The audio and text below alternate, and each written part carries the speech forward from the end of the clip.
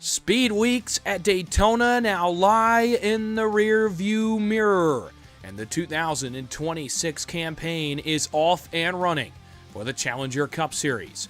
Tonight, this Cup Series takes its second stop of the season and heads to the suburbs of Atlanta, Georgia. Some have transitioned to call this place EchoPark Speedway. Many of us who lived in the region still refer to it as Atlanta Motor Speedway. No matter what you call it, the racing tonight is sure to be action-packed, edge-of-your-seat stuff for the next couple of hours here from Atlanta. Tonight, it's the Challenger Cup Series race number 2 of 2026 from Atlanta Motor Speedway. Good evening, ladies and gentlemen, and welcome in to the virtual EchoPark or Atlanta Motor Speedway. My name is Dawson Wise, and you are watching PGR eSports coverage of Challenger Cup Series racing on a Tuesday night. Want to welcome you in to the virtual broadcast booth as we get you ready for 135 laps of action tonight from Atlanta. The field has grown just a little bit from last week at Daytona. A few more drivers making their 2026 debuts tonight in this race. So a number of storylines coming in. Of course, the storyline last week, Clinton Woodby getting his first win in his first start in Challenger Cup Series competition. And what a story that was as he tries to go 2 for 2 this week. Everybody else trying to get in the win column for the first time. Without further ado, let's head down trackside and get you set for action in the Challenger Cup Series here tonight with the starting grid. You'll notice it's over 20 cars tonight at Atlanta. Again, a couple of guys making their debuts. On the pole, a time of 31.494 seconds. The Oscar Mayer Chevrolet of James Catrone. To his outside, it is a plate race winner from last year at Daytona in July. Rusty Modesty will go from position number 2. Row 2 is Ryan Patty, our dual winner from a couple of weeks ago in car number 30. To his outside, it's the defending points champion of the Challenger Cup Series. That's Harold Watkins in car number 3. Row 3, going to be Andrew Little in the Waterford Concepts Chevrolet, and alongside him, Harold Rothery in the bright green number 1. Row 4, it's Jimmy Fitzmaurice. The Genesee Chevrolet comes back once again tonight in the 7th starting spot. It's outside Bill Gartner in the 26. Had very good moments last week at Daytona, looking to replicate that here in Atlanta this week. On row 5 and rounding at the top 10, it's Cody Eldred in the 14. Alongside him, Stephen Rasick. A good run for him last week, a good showing, looking to replicate that again tonight as well. On row 6, last week's winner from Daytona, Clinton Woodby, will go from position number 11, and to his outside, we'll get that logo out of the way. Apologies, broadcaster errors and omissions on this Tuesday night. We'll get that out of the way. On row number 6 on the outside, Steve Potter in the Haviland 92. Back on row number 7, it's going to be Matt Hayden in the 5, the Oakley Chevy. And alongside him, it's Chas Justice in the purple 67, one of the debuting drivers this season. Row 8, Greg Bourbonier in the Miller Toyota will go from position number 15 with Brandon Beauchamp. One of the best runs of his career last week at Daytona. He'll go from 16th in the 15, the High Rock Chevrolet. Row 9, David Traylor made his debut last week in the 54, the yellow and white machine. He'll go from 17th. It is Kevin Zabludel to his outside in the 17, making his 2026 debut tonight from the outside of row 9. Row 10, Brian Cunningham debuted last week in car 32. He'll go from 19th. Alongside him, Mike Martino in the 20th spot in the newly rebranded, I believe it's a green, 75 tonight. Last man on the grid is Ron Walters in the 99. I can tell you he did not make the grid on my end. I do not see him in his pit box. We'll see if he ends up making the start later on in the race. 135 laps on tap tonight from Atlanta Motor Speedway, as we will have 2 stages tonight, as is tradition. At the conclusion of lap number 40 will be the one and only stage break of the evening. Here from Atlanta, we'll run the final 95 laps under the green flag tonight as scheduled. Was going to debut some new broadcast graphics. I can tell you that is coming next week, so be ready for that. We're going to debut some fresh new broadcast graphics. Was working on it today. I'll do some more work on it to get it dialed in for next week. I'll tell you, it is impressive what we can do with some of the broadcast controls now. I'll show those off to you next week from Circuit of the Americas for the first time here in the Challenger Cup Series. But tonight, it's old school. It's what you're used to. And Atlanta is no different. Last year, this place saw two of the best races of the season. Tonight, sure to be more of the same. 20 have made the trip so far to virtual Atlanta. Only one could put their name in the win column and continue a good start to the season. Who will it be? It's time to find out. It's time to go racing. Green flag is in the air. We're racing from Atlanta.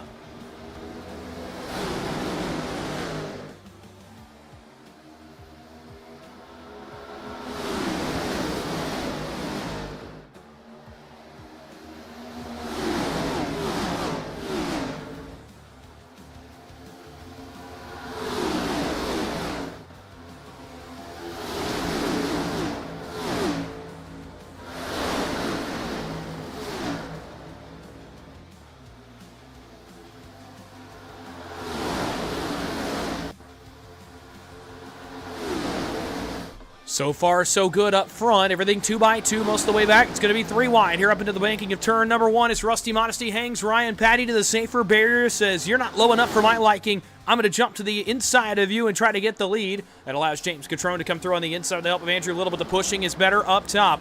Rusty Modesty, last July's Daytona winner, to the outside of Catrone, who battles back at the bottom here in turn 3. Tire saving will be a major factor in today's race. This next gen is so tire dependent. Almost 4 wide there as Watkins took a look to the center, right as Andrew Little did the same. Modesty and Catrone continue to battle up the banking of turn 1 again. Tire saving will be a major factor tonight. These next gens are so dependent on that right side tire for how much grip you have going into the corner, and the air can change things a lot, especially if you're on old tires as well. Even when you're in this draft model at a tight track like Atlanta, your car can wash up, and old tires are only going to make that sensation worse. It continues to be Rusty Modesty, who's now taking control of the race up front on lap 3. A bit of a break, by the way, about the top 10 cars back to Steven Rasick in this lead pack 2x2. Everybody else wanting to ride just a little bit from Matt Hayden on back, mostly single file along the red and white line.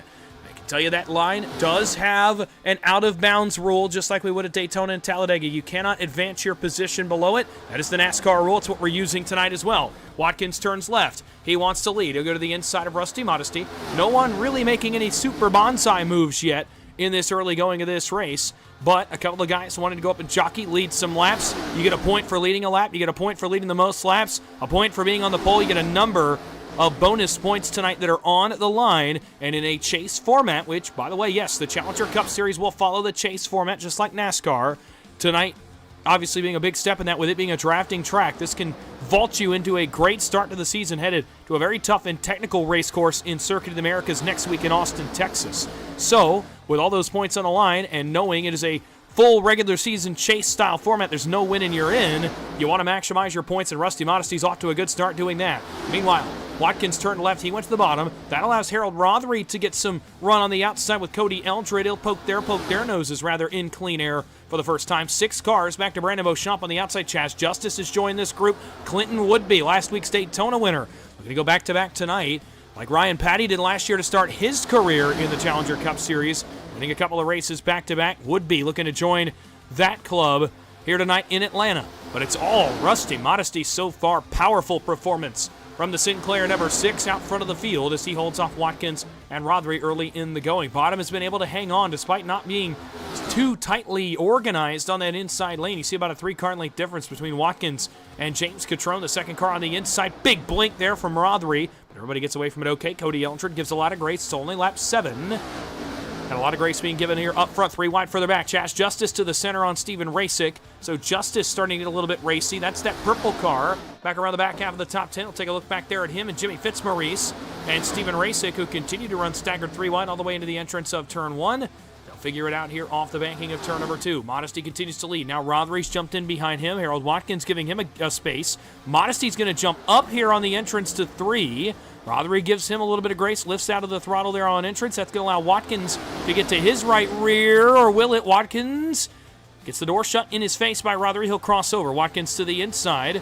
He'll bring Eldred with him, but Eldred now fades back to the top side, wants to get a better arc on entry to save some of that right side tire.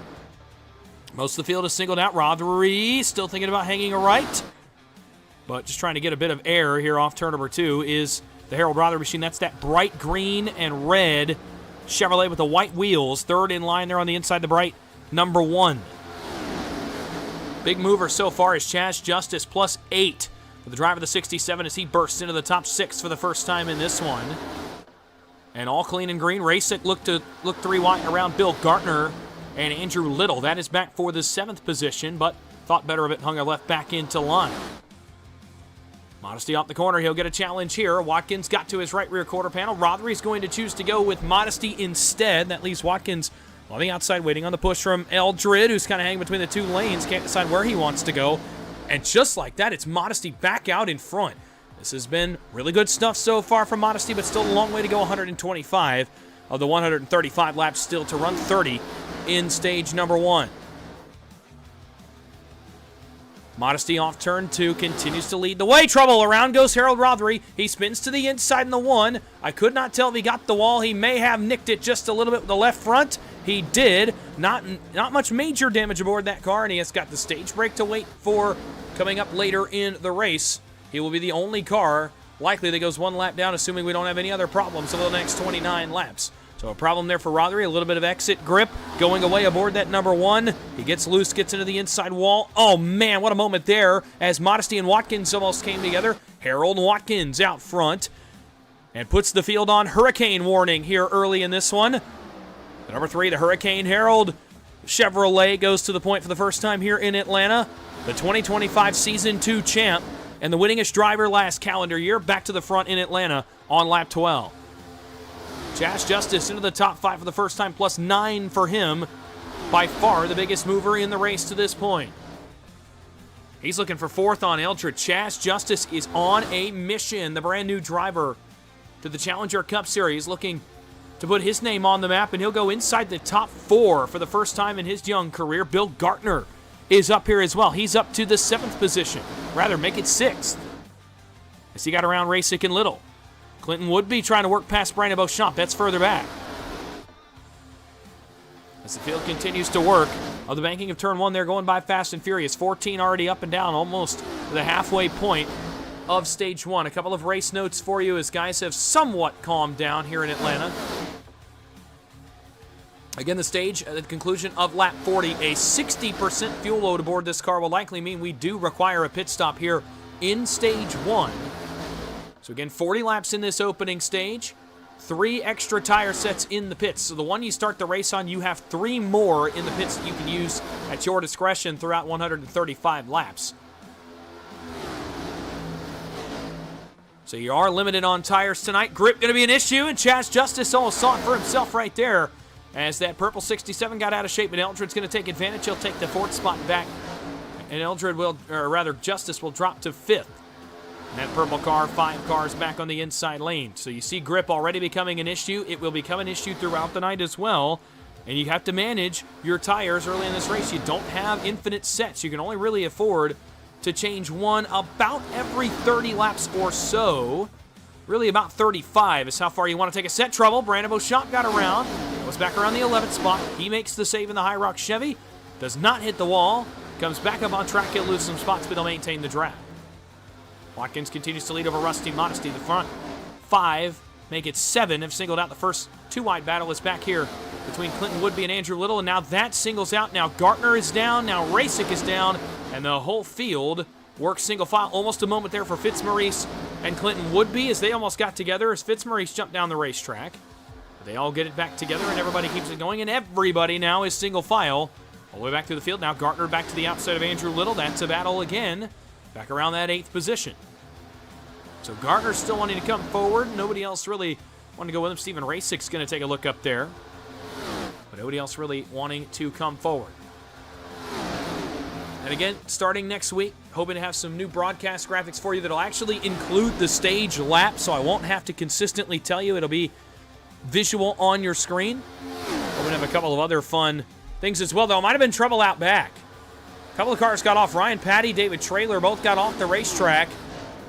Everybody got it gathered back up, but one car is visibly slow, and Stephen Racek actually did not get it gathered back up. He got the outside wall a ton. And that 21, his right front is stalled, and he is going to labor that thing around, but he will very well lose at least one, maybe 2 laps by the time he can get back to pit road and fix it. So troubles there for Racek. Justice slides again. That's the second one for the Chaz Justice machine. He'll now drop out of the top 5, and he'll be passed up by several cars, including the Woodby machine, the Fitzmaurice machine, the Little machine, and the Gartner cars. All go past Chaz Justice. In fact, Gartner and Justice will battle for 8th position on the racetrack right now. Look for the lead. Here comes Modesty, peeking out of line on Watkins, but decides to lift, jumps back in line. Top 7, make it 8 now, or clear back to Chaz Justice. Now 9, back to Matt Hayden, who's up 4 spots. His first trip into the top 10. Same for Ryan Patty right behind him, or rather, Patty started up front, but back into the top 10 is Ryan Patty. Meanwhile, on the move is the Daytona winner. Clinton Woodby to the inside. It's going to get 2 for 1 here in turns 3 and 4. He'll go from 5th to 3rd, and the Pepsi Chevrolet works up to the podium spot. For the first time tonight, 20 laps to go, stage 1, and Woodby is into the picture now. Again, won at Daytona in his first career start last week with a last lap pass. Looking to do the same in Atlanta. Big wiggle there. Big blink for Eldred up on the outside lane. But everybody gets it back going. Further back. Battling back around the Brian Cunningham machine. I think it's who that might have been. It might have been the Zabloodle car as well. Steven Racek has made it back to pit road, but has lost a couple of laps already. He'll lose his second one right here.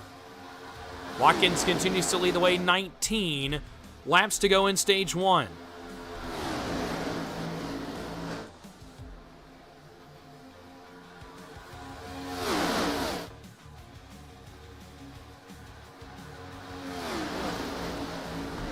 22 up and down. Watkins, Modesty, Woodby, Eldred, Jimmy Fitzmaurice, the top 5. First time Jimmy Fitzmaurice has entered the top 5 spots. Everybody continues to run single file all the way back to Brandon Beauchamp. A couple cars have lost the lead draft. Steve Potter, Mike Martino, and Brian Cunningham. And of course, we mentioned the struggles for Racek and Rothery. By the way, Ron Walters did not start, tonight's race. So if he does not get into the session, he'll be credited with 21st, but he did not turn a lap in tonight's event. So 20 cars officially on track, 19 on the lead lap. The only one that's not is Racek, and he has gone a 3rd lap down as the field works by the start-finish line that time by. 17 to go, stage 1. Everything clean and green so far. Some moments for a couple of drivers. Rothery, Racek, Justice, and a couple of others. And Gartner was another one. And Beauchamp, but nobody has triggered the caution flag quite yet here on lap 24. They go by quick. They're running about 30-second laps here at Atlanta with the new configuration because you don't really have to lift like you did at the old configuration of Atlanta Motor Speedway. Field works back off of turn number 2. It continues to be Hurricane Harold out front. Harold Watkins. 2025 Season 2 champ, won 10 races a year ago.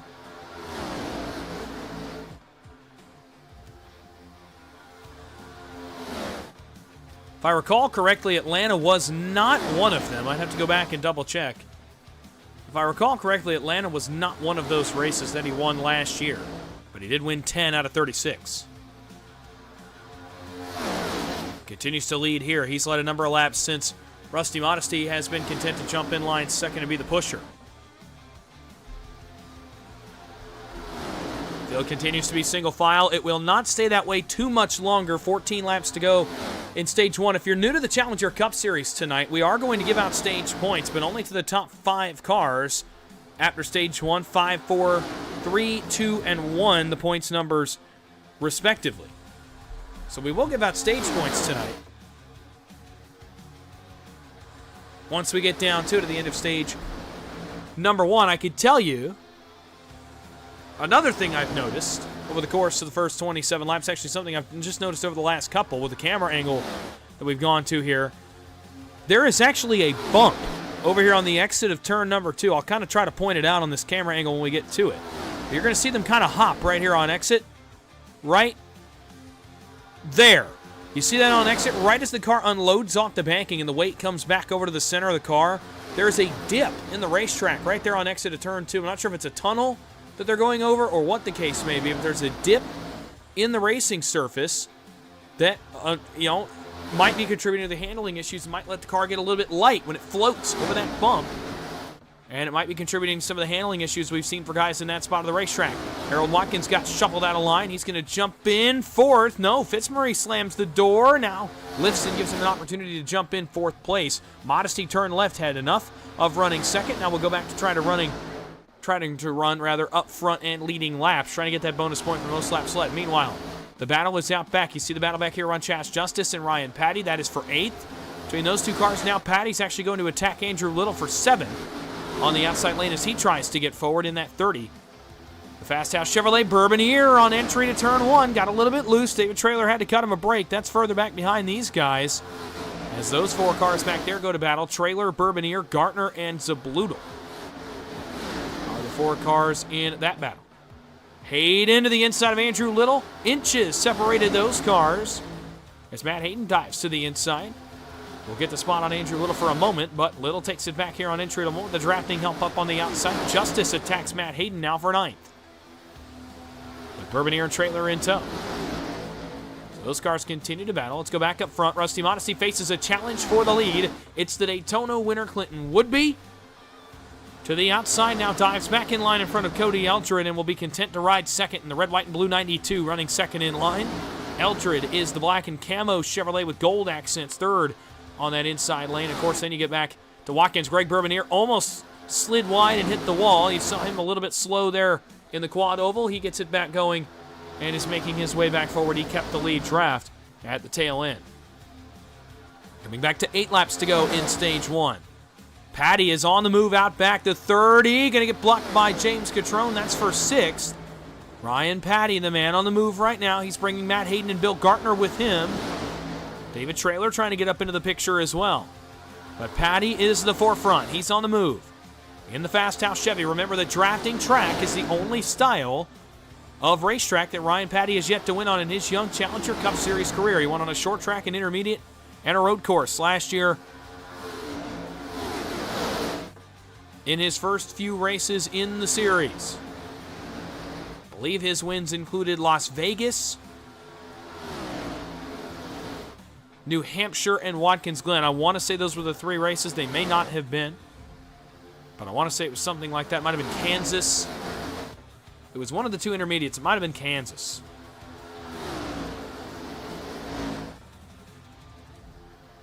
Remember back in the second half of season 2 when we saw Ryan Patty come onto the scene. Up front, Modesty continues to lead, but the 2 guys behind him have isolated him from the field now and can make a move when they see fit. We're coming back to 6 laps to go in the opening stage, and the top 3 have driven away by 0.7 of a second from Harold Watkins.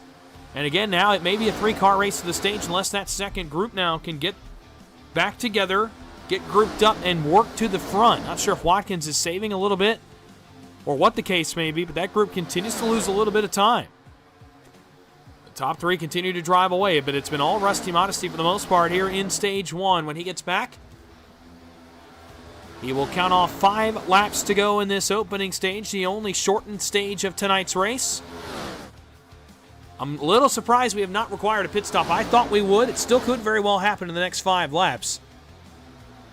Oh, man, Harold Watkins just washed way up the racetrack in the 3. He's going backwards. He's going to be the outside of 3 wide and go all the way to the back.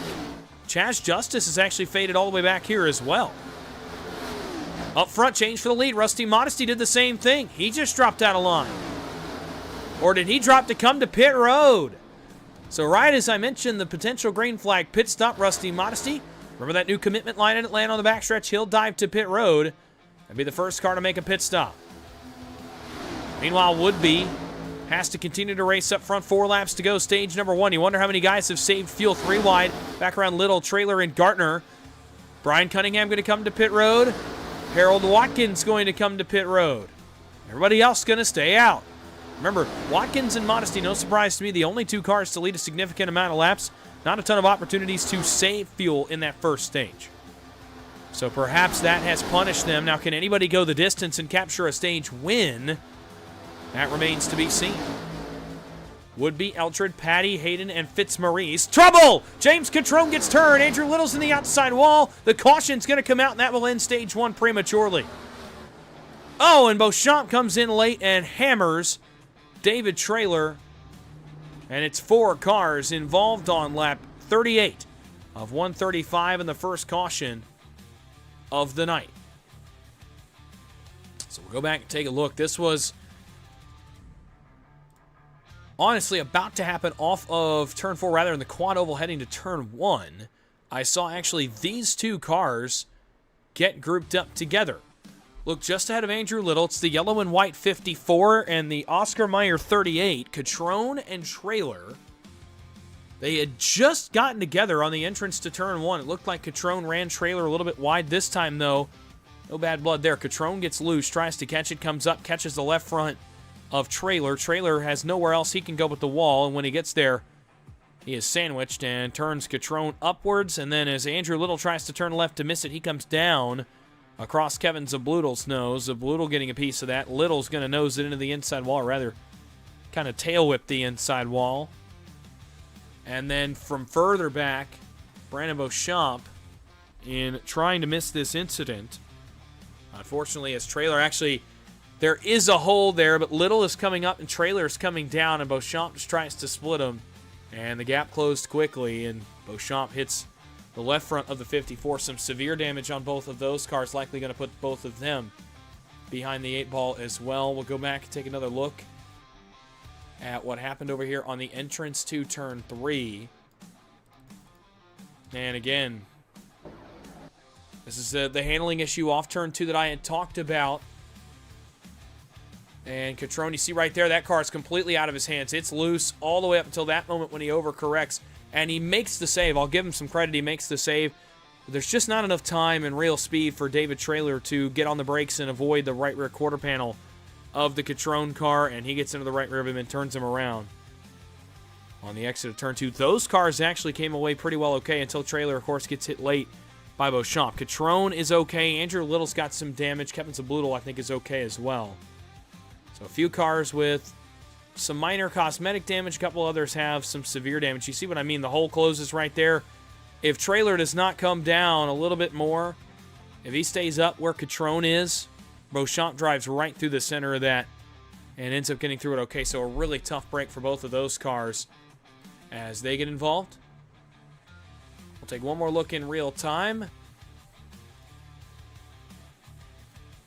what happened on the backstretch here at Atlanta? I want to show you how fast this happens for Catrone. He's loose, snaps back. Again, this just happens so fast at Atlanta. With it being a shorter drafting track, there's less reaction time. I don't think David Traylor could do. And then, oh man, a tough one there for Beauchamp as he gets involved into the 15. So stage is over. Clinton Woodby credited as the stage winner over a couple of other cars behind him to end stage number 1. We're going to take a very, well, I thought we were going to take a very brief break. We're not. We don't have the time. The lights going off on the iRacing pace car.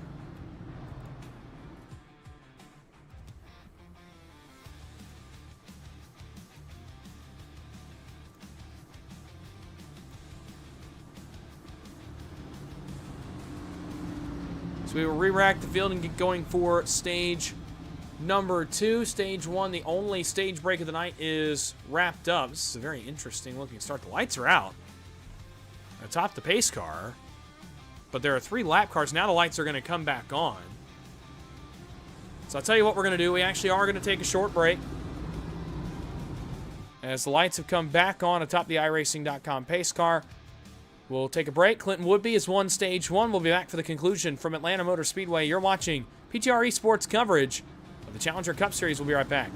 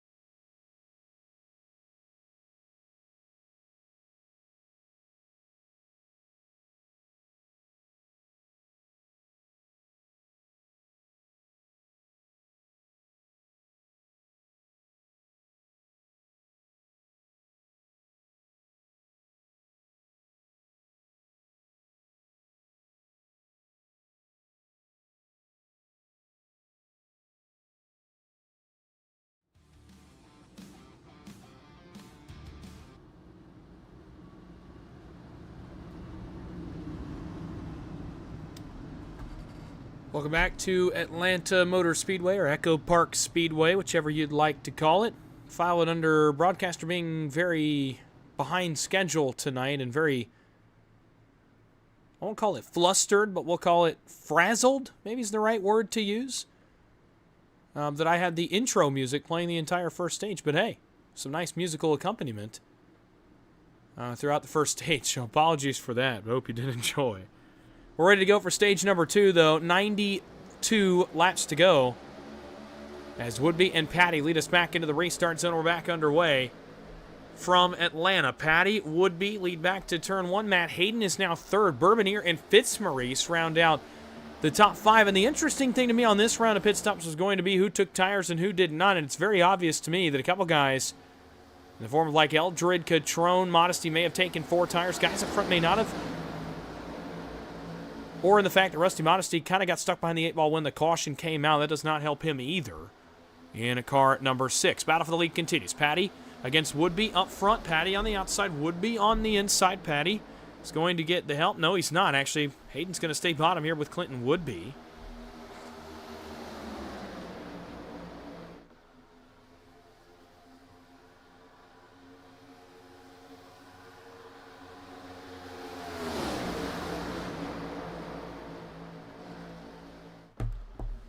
Ryan Patty gets the advantage, though, as Jimmy Fitzmaurice enters the picture for the first time really tonight, and it's now 2 wide most of the way through this field once again for the first time in this race. Again, it singled out pretty quickly back in stage number 1, and now in stage 2, guys more willing to race. Of course, pit stops are going to occur now. We know that for the lead car, it's somewhere between 35 and 38 laps of fuel range. So we saw Rusty Modesty have to make the stop around lap 36. Watkins around lap 38. So we know that for the lead car, it's just short of 40. We imagine 40 to 42. Beyond that, I can't imagine the saving is too severe. Maybe you can go as far as 45, which would start to put us in a really unique position with a couple of extra pace laps under that first stage break. We actually went for another one even after we went away to break. We went for even another pace lap after the lights came back on. They went back on again. So I'm curious if anybody's able to make it to lap 90 on this tank of fuel. Of course, barring any cautions, that could change the entire outlook of the race. But if you can make it to lap 90, it's very possible that's the only pit stop you make. Now, you'd have to have the same fuel save in that second run, which, if you're the only car to make it, is relatively impossible. By the way, Harold Watkins got caught a lap down under that caution flag. I'm not sure particularly how that happened for Watkins, unless he went a lap down on pit road. But he's been caught a lap down, and what that's done, as he gets taken 3 wide here by Chaz Justice, he has to race for it. Because Harold Rothery's also caught 1 lap down, so I'm not sure. There were some mix-ups for some of the cars ahead of the pace car on that first stage break. I'm not exactly sure what happened. We'll try to get some race control clarification, if possible, later on in the night. But Watkins and Rothery both have to try to get unlapped instead of racing for the lucky dog. Now, they'll both go by Jimmy Fitzmaurice, so they'll both be to the tail end of the lead lap right here. I'm trying to see if there's any other cars that are also 1 lap down, and there are not. Everybody else is on the lead lap. At least it's in this lead pack. Brian Cunningham is 1 lap down, and actually also in this lead pack. So 3 cars went 1 lap down and are in this pack. Steven Rasick, by the way, is 3 laps down in the 20th position, so he'll need a bit of a miracle.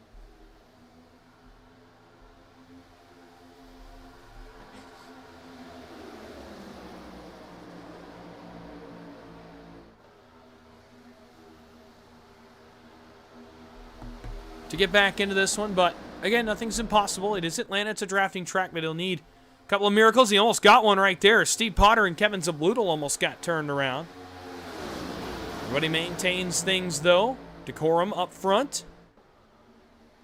Our first caution for incident was lap 38. That ended stage 1 with the incident with Catrone, Trailer, Beauchamp, Little, and Zablutal. That was the first incident of the night that drew the caution flag. It also ended stage 1. Chaz Justice is your leader, so don't get fooled by the visuals on your screen. Watkins and Rothery, those first 2 cars, blue and white for Harold Watkins, green for Harold Rothery. are both on the tail end of the lead lap. They've driven up here and gotten their laps back the hard way. I'm interested to see how far Chaz Justice pushes the issue here. Honestly, if I were Chaz Justice, just talking to the driver's perspective, and I think he's kind of realizing this, I would tow behind those cars. Use those two cars to save fuel. Lead the race, lead a bunch of laps, and save your gas tank in the process. 3 wide. Catrone, Zabloodle, Eldred were 3 wide for the moment. Rusty Modesty is knifed all the way through the field. He started the tail end of the lead lap cars and knifes forward to 3rd position. Rusty Modesty's on a mission tonight, very clearly. And now with his best challenger so far, Harold Watkins, challenger pun intended, with him on the tail end of the lead lap behind the 8 ball here, kind of reeling, Rusty Modesty is in a very good position to potentially capture his first win of 2026 in a race that he has looked very strong in. Clinton Woodby looked strong at the end of stage 1. He is still up here. Chaz Justice has been able to kind of make whatever move he wants to. Jimmy Fitzmaurice looks good tonight in the 33. He's inside the top 5. Matt Hayden has emerged up to 6th highest he's been so far. David Traylor, same thing at 7th. And Greg Bourbonier is up to 8th, plus 7 for Hayden and Bourbonier, plus 10 for Traylor, plus 8 for Woodby, plus 13 for Chaz Justice. 5 of the top 10, plus 7 or more. Catrone is really struggling. He and Zabloodle have gone all the way to the tail in the lead lap, and Catrone just got the wall.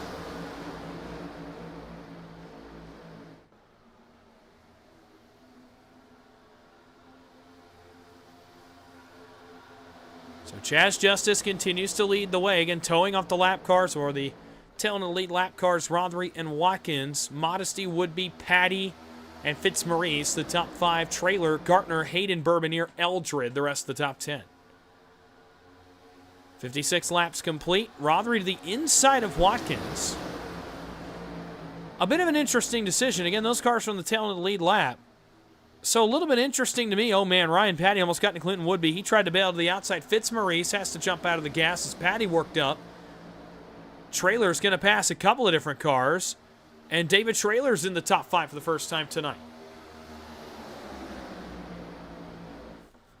Oh, Harold Rothery spins, collects Chaz Justice. They go to the inside. They're off the racing surface. Will this draw the caution? Justice comes back up, gets hit by Zabloodle, and now the caution's going to come out. I'll tell you, if the Justice machine hadn't come back up, I'm not sure we would have seen a caution there. Oh, but Rothery actually was unable to get it back going, so perhaps the caution would have come out anyway. You saw this one happen live, so we won't take but a couple of looks at this one, but we'll go to a quick replay. Well, actually, only may take one look at this. We'll talk to you about the schedule again.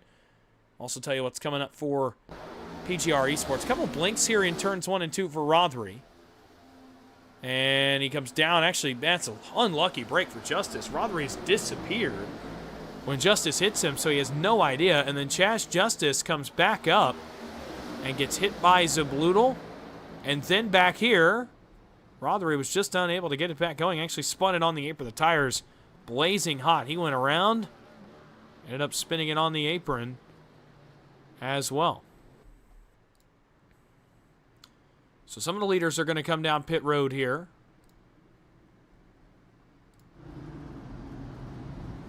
And go to service from their crews. David Traylor and Jimmy Fitzmaurice are going to stay out. Under this, the second caution of the night. Second for incident. Stage caution, again, was thrown as part of the incident caution on lap 38. Harold Rothery's used the faster pair on that number 1 machine. So he is going to come back out. Harold Watkins, that gets him back on the lead lap. As all the leaders are in for service. A lot of guys taking 2 tires. A lot of guys taking 4. Under that caution, Rusty Modesty, the first man off pit road, as David Traylor has inherited the race lead. Stephen Rasick, oh man, it's a tough break for him. He had hoped to stay out there and get a wave around. He is not going to get the honor of doing that. So continue to be 3 laps down for the time being. As David Traylor leads. Take you through the Season 1 schedule and then tell you what's ahead for PGR eSports. From here, we'll head to Austin, Texas next week for a trip to Circuit of the Americas, the first road course trip of the year, a 40-lapper next week from Austin. That will be a lot of fun. My first time at Circuit of the Americas as the broadcaster here of the Challenger Cup Series. After that, the West Coast swing continues with Phoenix Raceway and Las Vegas Motor Speedway. Of course, Phoenix, where Harold Watkins won the championship last November. Las Vegas, a fun racetrack to go to in this next-gen car. Some great racing there last year in the playoff race. Who'll remember that? Then we head to the Lady in Black Darlington Raceway on March 17th, or rather March 24th. That'll be a fun one. That place has always produced good racing in this series. And we'll head to Martinsville, the Paperclip, on March 31st. Then an off week for the Easter holiday on April 7th before we head to Thunder Valley in Bristol on April 14th. Sure to be some temper slaring there. A trip to Kansas, another wide open mile and a half. That'll be a lot of fun. The trip out to Lincoln, Alabama and Talladega Super Speedway on April 28th. That's our next drafting track. Then we'll head to No Limits, Texas on May 5th.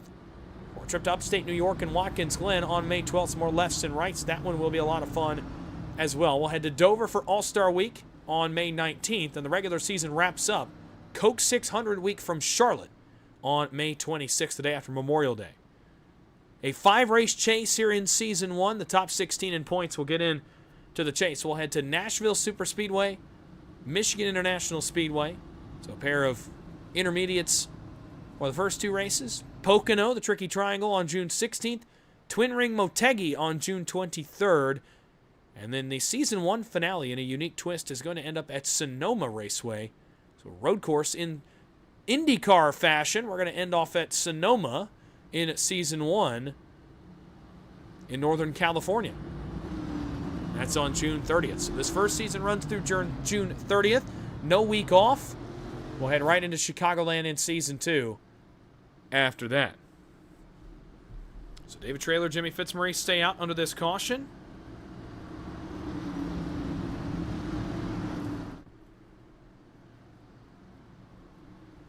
They'll be on the oldest tires in the field on this next run. 75 to go now. Surely a one-stop strategy from here on out. Let's get back to racing. Green flag is back in the air from Atlanta.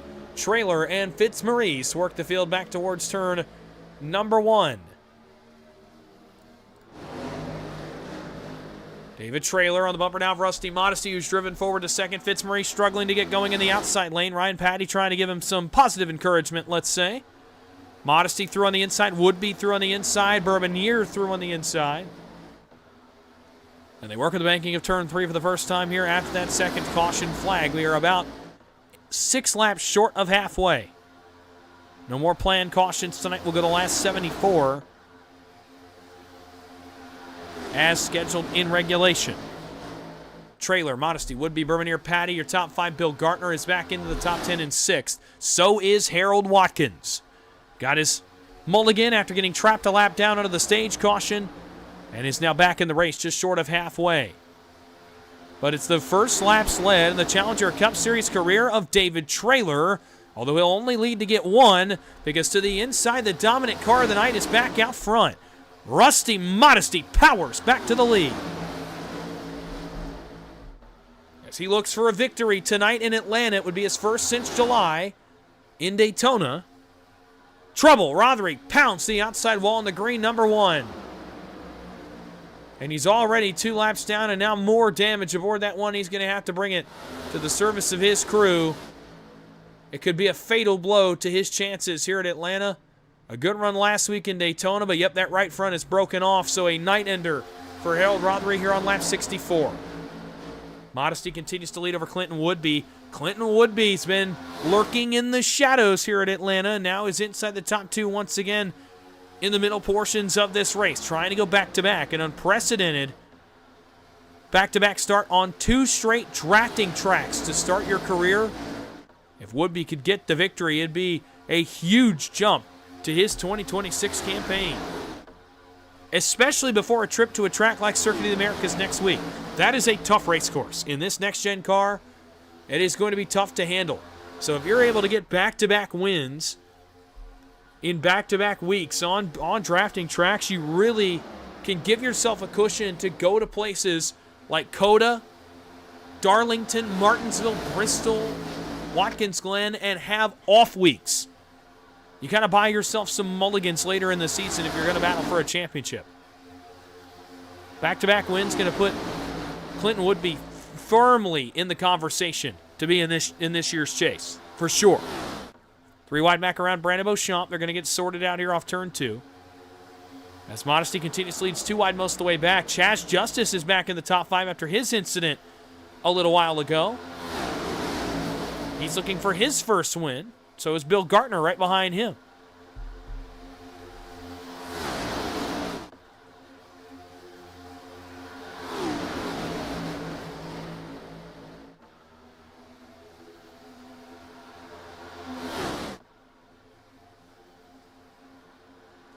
Oh, trouble. Bill Gartner, Clinton Woodby get turned. Woodby got turned out of line in the big one. Strikes on the backstretch. Woodby comes to a stop. He'll collect a few more. Watkins is in this. Martino is in this. Gartner is in this. And a big crash as I looked over at my timing and scoring monitor. The second place car suddenly got turned out of line. And big damage on a couple of these cars. Gartner tows. And the first real wrench in this race here on just short of halfway. It was actually him getting loose. Over here off turn 2, you see it right there. I just didn't catch it out of the corner of my eyes. I looked over at timing. You see everybody actually makes the save. Oh, but then loses it again. It's the overcorrection back to the right. He gets in the left front of Gartner. Big damage to Gartner. Matt Hayden, he gets in this in a big way in the 5. Ryan Patty bails. Does he get through it? No, he's going to get involved as well. You see Watkins there. Man, a number of good cars involved in this one here at Atlanta. Just short of halfway. Martino gets a piece. Is that the Watkins car that comes sliding back up? Or the Martino car? No, it's the Gartner machine. David Traylor. He goes backwards there. And lucky enough for him, he's not up at the front of the field in the Hornets' nest when that broke out. Oh my goodness. Clinton Woodby. It's such a tough break. He was running so well. Oh, he hit a bump. It was that bump I was talking about on the exit of turn 2. Nowhere for Watkins to go. He piles in. Patty and Gartner do as well. Martino, oh man, actually insult to injury there to the 26. But we'll go back and take one more look at it, and I want to, kind of try to find an angle that shows you what I was talking about earlier, and it's that bump off the exit of turn number 2, and you'll see his car bounce. I want to get close up to his race car here. You'll see kind of what I mean. I want to stop it there. So we're going to slow it down. I tried to show you guys this earlier, and I didn't really get a good enough opportunity to go back and show you this dip in the racetrack, but it translates down to the apron, which tells me it's some kind of tunnel over here. Watch his car bounce. Right there. You see it hop just a little bit? He went over a bump, and that made the car light as he was still trying to get it back underneath him. The car gets floaty, and he overcorrects, snaps back to the right, and it is on from there. Gartner, you see him slide down. He'll collect Ryan Patty. Big hits there from them. I didn't realize the hit on Patty was quite that severe. Harold Watkins, big center nose damage on that 3. Woodby's right rear broke off the axle. He, I believe, had to tow to pit road. Bill Gartner also towed to pit road and is multiple laps down. A couple of cars are going to go laps down here. This is a potentially race-altering crash for a couple of different cars that are involved in this one. Well, Greg Bourbonier gets away with the lead as guys come to pit road.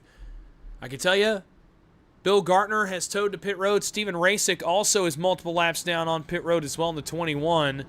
Harold Rothery called it a night, so a couple of casualties early in this one. Kevin Zabludel has just gone a lap down, I think. Nope, he's just rolled off pit road, so he'll stay on the lead lap. So will Ryan Patty and Mike Martino and Clinton Woodby, who's going to come back down for some more repairs this time around.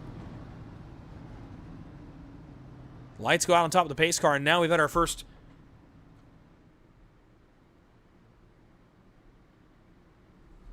kind of major accident of the night. Man, Cody Eldred's got center nose damage. He's punched in on the center of that race car. So the first big, relatively large incident of the night just past halfway, and that is going to shake some things up. Clinton Woodby had been one of the best cars in the field. So too at Harold Watkins tonight, and both have now been involved in a crash here just past the halfway mark. Bill Gartner had been up front a lot too, so that's going to shake some things up here at the front of the field. Rusty Modesty actually falls to 6th in that exchange. Number of changes Number changes here at the front, so we get ready to go back green on lap 70.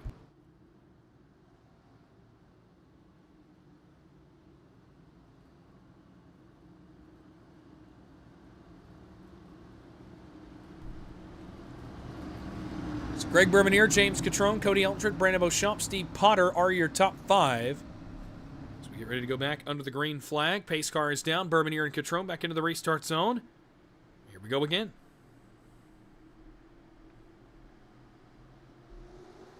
Green flag. Bermanier off and running. Catrone trying to match him. Even restart all around. Help gets to the bottom side first with Eldred. Getting to the back of Greg Bermanier. Catrone still waiting on Brandon Beauchamp, who's back in the race, by the way. Remember, Brandon Beauchamp earlier got the damage in the David trailer crash. Beauchamp's inside the top 5, but it's going to get split. Or almost split. Rusty Modesty considered a move to the center there. Trying to be aggressive as Modesty. He may make the move this time. He may try to throw that car in the gap. He'll do it here off turn 4. Modesty to the center. Chaz Justice goes with him. Beauchamp split out of line. Rusty Modesty, no prisoners for the Sinclair Camry tonight. 64 laps to go. Eldred to the back bumper of new leader Greg Bermanier, still searching for his first win in this series. Eldred to the outside, though. I believe still looking for his first win. Oh, man, 3 wide back around Beauchamp and Zabludel. That was almost bad. They're off turn 2, but everybody gets it back going. Eldred is going to nose out front. He's got the pole sitter on his back bumper. James Catrone trying to go back out front. For one of the first times since holding the pole position, blink from Eldred. He'll get a challenge here from Catrone at the banking of turns 1 and 2. 63 laps to go. Catrone back to the lead. Down the backstretch, headed for turn 3. Eldred trying to fight back on the inside. It's going to get split. Bermanier to the inside. That forced Eldred up the racetrack. Bermanier thought better of it and lifted out as Eldred and Modesty got together up the banking. But everybody keeps it together. 62 laps to go. As Catrone continues to lead the way. Number of drivers looking for big wins. Turning left is Rusty Modesty.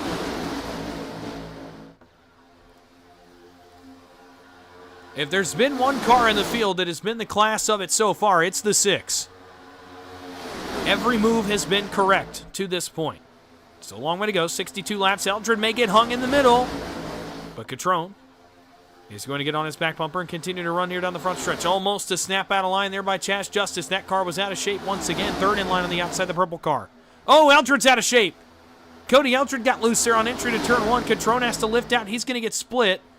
David Trailer's going to let him back in as Eldred tries to get that thing gathered back up.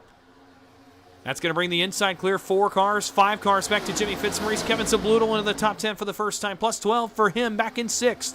Brian Cunningham in the top 10, plus 11 back in 8th. Steve Potter's up to 3rd. So all of a sudden he emerges at the front. 60 laps to go. We're into what I would consider to be almost the final stages. Racek's going to drop off. He's going to come to pit road here in the 21. Something amiss aboard that Miller Lite Ford.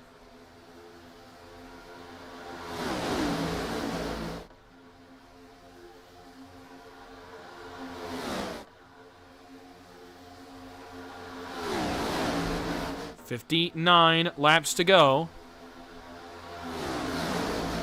Modesty, Bermanier continue to run single file. It's double file from there on back as Potter got shuffled out by Matt Hayden. He'll go to 3rd. Fitzmaurice trying to come forward to 4th.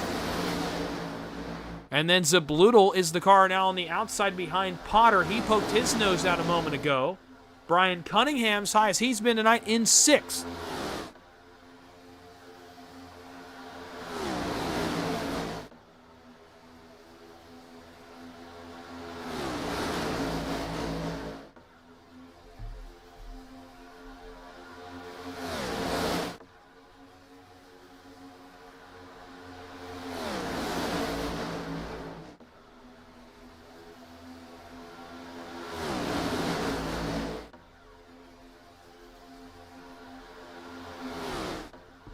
Kevin Zabludel getting shuffled a little bit further back. Now as the inside's got more cars. That's where all the momentum is. That's where all the energy is. And in this new next-gen package, if you don't know, The Gen 7 race car got an update several weeks ago. Trouble. We'll hold that thought. Martino got around on the apron, but he gets it back going. Man, what a save.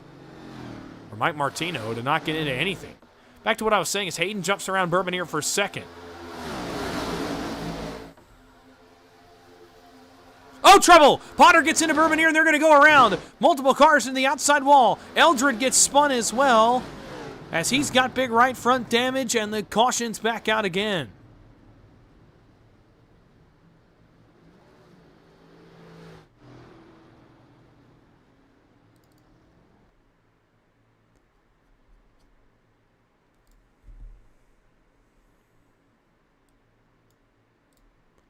So this was coming off turn 4, as Steve Potter tries to go to the center on Bourbonier.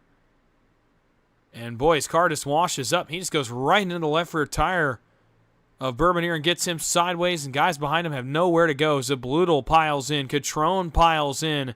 Brian Cunningham, Chaz Justice are both in it. And then here's Cody Eldred. He's going to hit the Zabludel car as he comes back down. Ryan Patty, how did he miss that? So a number of cars involved. We'll go to a couple more angles. I want to go on board with Ryan Patty in a moment as well, but we'll go to one more angle again. We saw this one happen. Watch as Potter goes to the center and just kind of drives into the left rear quarter panel of Greg Bourbonier. I'm not sure exactly what happened there, but a tough break for a couple of cars behind them, though, that just couldn't go anywhere. The Cunningham cars, Zabludel, Justice, Catrone, and Eldred. Cars that just could not go anywhere.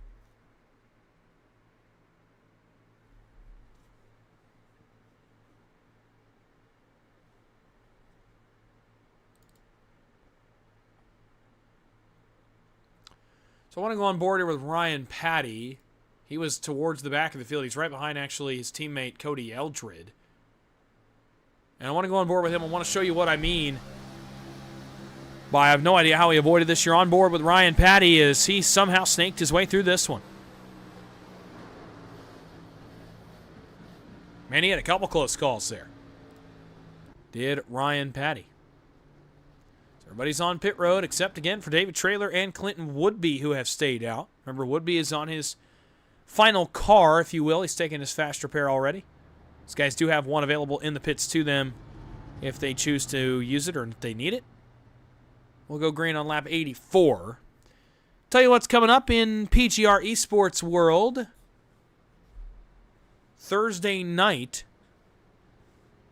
Well, I'll get to Thursday night in a second. Tonight, over on the PGR page, if you want to flip back and forth and kind of watch two programs at once, Austin Green has the Grindstone Development Truck Series race going on right now from Martinsville. That race is also live here on PGR on YouTube. Thursday night, it's a big night for the PGR promotion as another March Madness tournament begins. If you're unfamiliar with that format, it's very similar to the basketball tournament.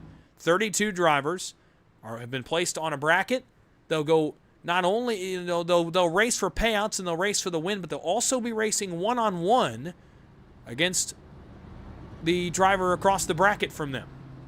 So that they've been matched up with here in round one. We do know the round one matchups. That's going to be fun. There's a lot of big names in that March Madness tournament. It's always been a fun event. It's like the in-season tournament. If you remember in NASCAR last summer, that started, ironically enough, here at Atlanta Motor Speedway. It will start this week, and we'll follow that same kind of format as NASCAR did last year. We'll start with the round of 32. We'll have the Sweet 16, the Elite 8, the Final 4, and the championship race over the next 5 weeks. So March Madness gets started Thursday around 10:30 Eastern on PGR eSports, and I'll have the call for you here on PGR eSports Network. Friday night, it's the Dega Pro Stars and Stripes Shootout Series with Michael Triscaro, as well as the Midnight Racing League's Contender Series here on PGR eSports. Sunday, I believe PGR Sunday Fun Day is coming back. Of course, be looking out for the VRX Light Series. I'm not sure if it's going to start here coming up in March or if they're going to wait until April 6th. But no matter what, in the next month and a half, we will have Light Series racing back as well. I'll actually be on track. Happy to be joining a stable for that series and getting back on track. Remember last year I ran in that series as well. It's a lot of fun to get on track last year. Going to get back to it this year. Try to contend for a championship. Of course, me personally, outside of PGR tomorrow night on the Precision Entertainment Network. Come and check out Moonshiners Racing League and its GMD Janitorial Cup Series as it heads here to Atlanta Motor Speedway. That's live at 8 o'clock Eastern with myself and Justin Prince on commentary duties there. Business to attend to here. 52 to go in Atlanta in the Challenger Cup Series. Green flag back in the air. David Traylor and Clinton Woodby, neither of them took tires on that last caution. They'll lead the field back to turn number 1. Clinton Woodby back in contention, but how old are the tires and what is he looking at in terms of handling on board that Pepsi Chevrolet? Traylor gets more help first. Nobody to the aid of Clinton Woodby here off turn 2. Hayden is the first car that can help him. Still 3 car lengths back of him. That's going to allow Jimmy Fitzmaurice through on the inside. Dominant car of the night, Rusty Modesty, through on the inside as well. Hayden to the inside of Woodby. Justice to the inside of Woodby. Watkins going to drop to the bottom. Hayden trying for the outside of Modesty. Modesty throws the block. They're both going to go around Jimmy Fitzmaurice. And they're both going to go to the outside of Traylor. Big run to the outside, Modesty. And Hayden. Get all the way to the outside of the leader. Modesty to the race lead again. Boy, does that car look strong tonight. As he continues to lead laps and be the class of the field. But his biggest competition, Harold Watkins, is now inside the top 10 in 7th. And trying to move back forward on the inside 4th now. On that inside lane, the blue and white Chevrolet. Matt Hayden trying to take a turn out front. He's trying to get to the right rear quarter of Rusty Modesty.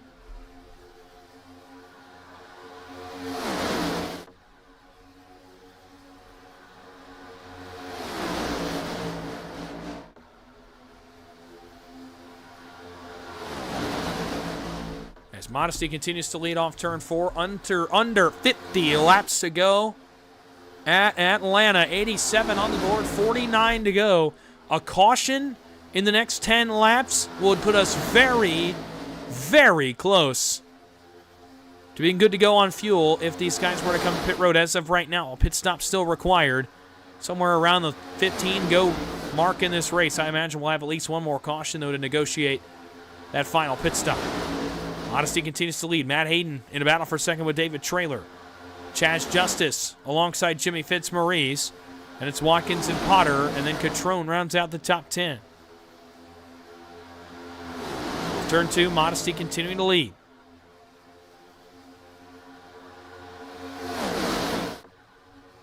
Managing lanes now. Notice he went to the top right there to try to pull Matt Hayden along, and jumps back to the bottom on the nose of Traylor when he got the run on corner entry. Is managing his spot in line and managing his lead. 47 laps to go. They're going to go by quick. 30-second lap times. Oh, Clinton Woodby got loose in the 92, third in line on the outside.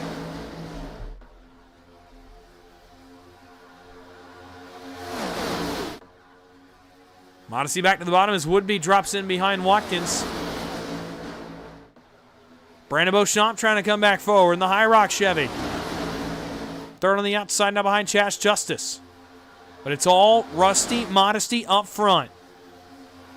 Traylor with a look to the inside. Modesty's going to have to stay up here on entry to turn 1.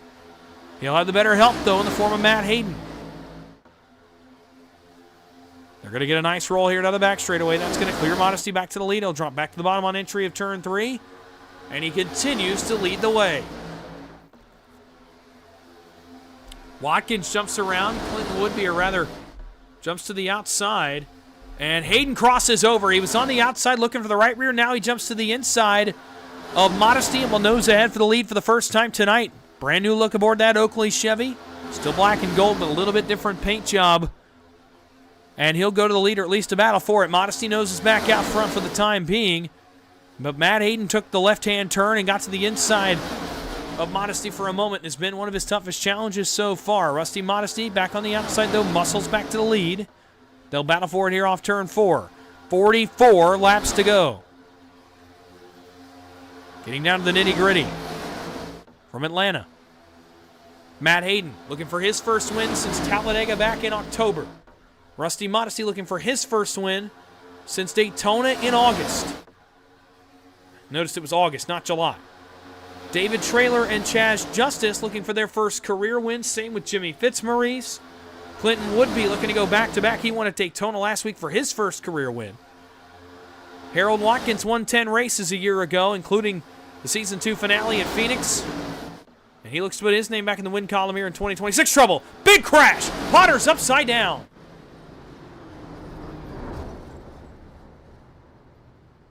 Steve Potter rolls over in turn 1. Brian Cunningham, Mike Martino, Andrew Little is involved. Looks like Brandon Beauchamp is in it as well. We'll have to check on Ryan Patty's car also, but Steve Potter goes for a wild ride, and that car is immobilized for the most part on the apron of turn number 1.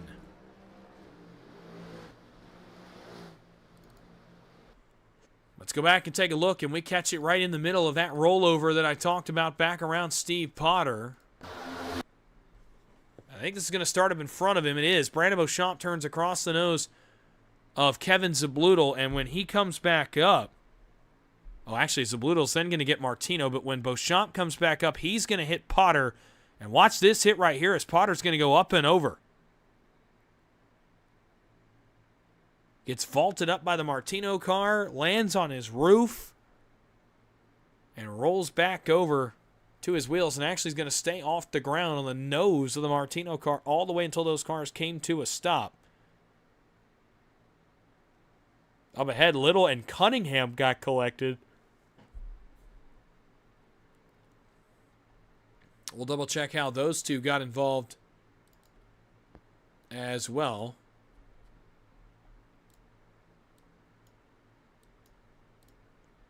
So you're going to see right here, Beauchamp down across the Bludel. He gets turned, and then from there it is on as you're going to see the Potter machine go up off of Martino. They sandwich into the wall and then roll all the way over. The first rollover, the first upside-down car of the 2026 season comes at Atlanta.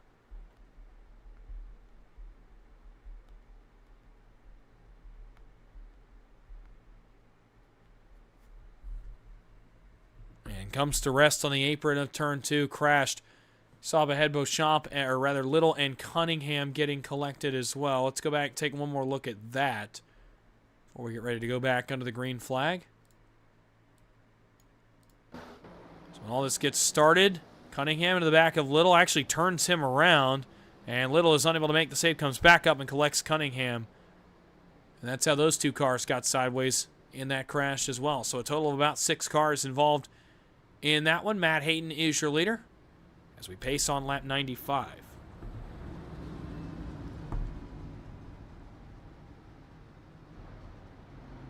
Tell you what we're going to do. We're going to go to one more short break tonight with 40 laps to go into the 5th caution flag of the evening. We'll go back green with 39 to go. Stay with us. You won't want to miss it. It's the conclusion of tonight's race from Atlanta Motor Speedway on PGR eSports coming up right after this.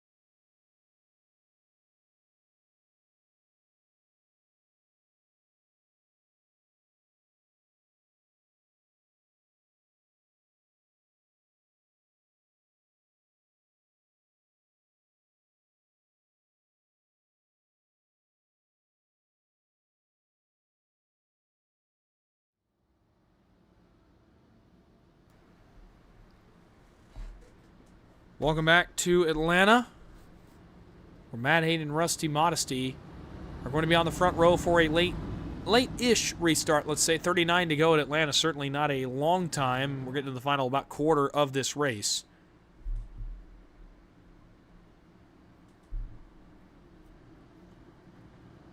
So Hayden led for the first time before that crash. Rusty Modesty has led the most laps tonight in the 6. Looking to capture that extra bonus point. A number of cars came to pit road to repair damage. Attrition is starting to kick in here at Atlanta. Getting late in the stages. Green flag back in the air, though, for these two up front. Hayden gets the better jump. Modesty's got the better push, but David Trailer's going to come all the way through on the inside and get all the way to second. And Modesty's going to bail down to the inside in front of Greg Bermanier. Harold Watkins still up here. Chaz Justice still up here. What happened to the rest of the field? Back to Ryan Patty in 12th, the last car I see. Number of lap cars. Kevin Zablutel has just come off pit road in 13th, or not, rather, is not just come off pit road, but is multiple seconds behind the leaders. Brian Cunningham, Mike Martino, Steve Potter all have gone 2+ laps down. Brandon Beauchamp is on pit road. He's multiple laps down. Race at Gartner and Rother have all called it a race. Only 13 cars in the lead lap and only 12 in this lead draft in the 20 that started.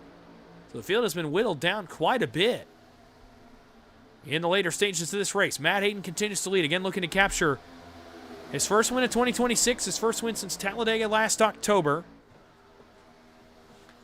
and only his second race win of races that I've ever broadcasted.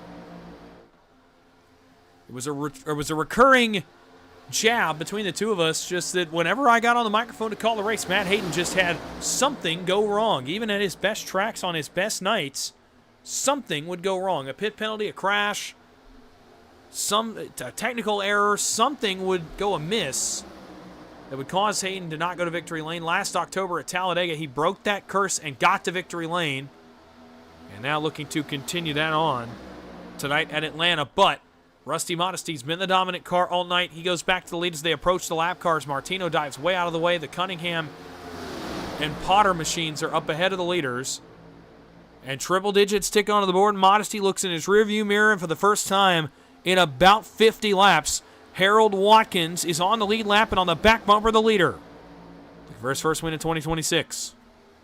Clinton Woodby's up here as well in third. Shades of earlier in the race, Chaz Justice is up here as well. Ryan Patty's not out of this thing yet. He's inside the top 10. Number of competitive cars still involved in this one and could very well go to victory lane as we are inside of 35 to go. Approaching the 3/4 mark of this one from Atlanta. The second half of this race has been up and down with some caution flags. We know now that everyone can likely make it. It's very close on whether or not they can all make it on fuel. From here, I wonder if fuel strategy becomes an issue as well.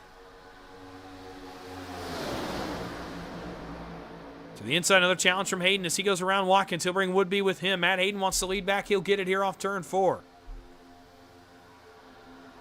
Oh, he got loose, though, and got on the apron. That's going to allow Rusty Modesty back to the fray. Woodby going to help Hayden. Going to give him a push here into turn 1. Double file for the race lead. We have not seen extended periods of this up front for the race lead tonight. For the first time here, it's coming on lap 103. Justice, Trailer, Patty, Bermanier, Eldred all run behind this mess for the lead. Hayden on the inside. Woodby taking a look, thinking about 3 wide. Outside's tandem up. They'll get the better push. Rusty Modesty back out front. Harold Watkins trying to get back to the front, although he'll get abandoned here by Modesty. He's got 2 car lengths to wait on Ryan Patty. Rusty Modesty to the lead again. Ryan Cunningham up ahead. They're going to lap him. They actually lap Zablutel as well. Only 12 cars on the lead lap back to Andrew Little. Watch out. Brian Cunningham going to fade to the wall. Leaders will go around him. 31 to go. We are down to it. This is crunch time. You got to start making moves now. Ryan Patty to the center on Watkins. Washes up a little bit on entry, but everybody gets away from it. Woodby and Hayden almost connect up front. That's for the lead. As they jockey back and forth down the back straightaway once again. Matt Hayden to the lead. The Oakley Chevy. Clinton Woodby on his back bumper. David Trailer looking for his first win in his second start. Ryan Patty trying to play party spoiler again. He did it a couple of times last season. Rusty Modesty says the same thing. To the left on Woodby. Chas Justice goes with him. He's looking for his first win. Rusty Modesty has been so good tonight. Can he get the job done? Oh, trouble! Justice in the left rear of Hayden. What a save! Woodby's going to get turned by Ryan Patty. He saves it as well. No caution. This is going to break up the front pack. And it could have repercussions for the end of this race. Modesty still up front, but a lot less cars in this lead draft now. Eldred still got it. Matt Hayden, it's going to be close. He's in no man's land. Catrone, Fitzmaurice, Patty, Little, do they have the lead draft? Woodby and Watkins are with them. But do they have the jump to get back to the leaders? Chas Justice out of line. That's going to slow down this lead group as he side drafts David Traylor hard. That's actually going to allow that second group to try to get back into this race.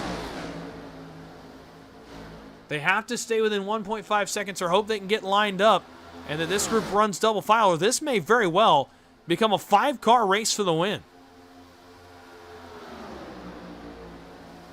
That group is not gaining anything right now. They're 2 seconds back of the car in front of them, Eldred, and they're losing time. And it may very well be that we have just cut the pack for the win into 5 cars. Here are those 5 cars. Rusty Modesty, last August Daytona winner. David Traylor has never won in the Challenger Cup Series. He's second trouble. Justice gets around again. Same spot he got loose earlier. Now the front's going to race double file. The other 2 cars now in this lead draft. Justice is going to serve as a bridge and give them some draft. The other 2 cars in this lead pack. Greg Bourbonnier's not won in this series. Cody Eldred is not won in this series. 3 of the front 4 have not won a Challenger Cup Series race. Rusty Modesty won last August in Daytona, looking to win on another drafting track, but with them 2 wide, they're allowing that group back into the fray. Chas Justice now is going to pick up that group with Matt Hayden and company, and they will be back in this thing. So we're actually going to extend this back out to the original 12 cars. But a scary moment there as the second pack. I thought we were going to whittle this thing down to 4 cars.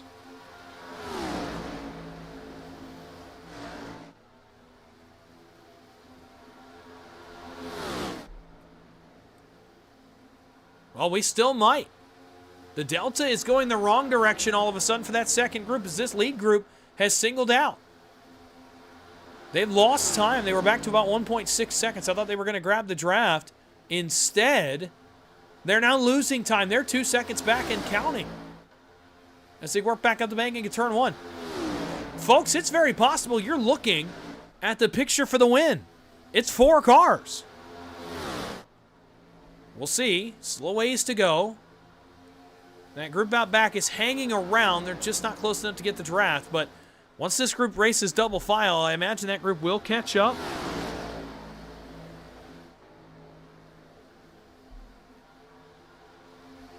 But for now, they continue to lose time. It's down 2.1 seconds to Delta.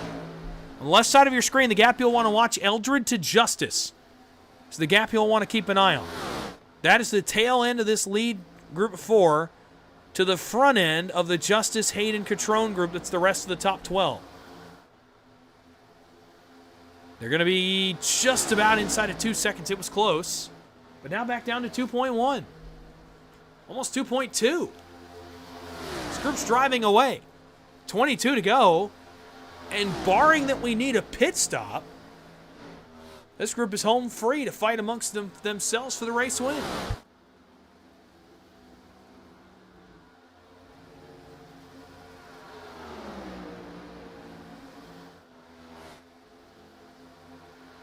Now again, the racer's mentality is to try to win. So inside of 10 to go, you'd imagine that this group behind Rusty Modesty will start to race.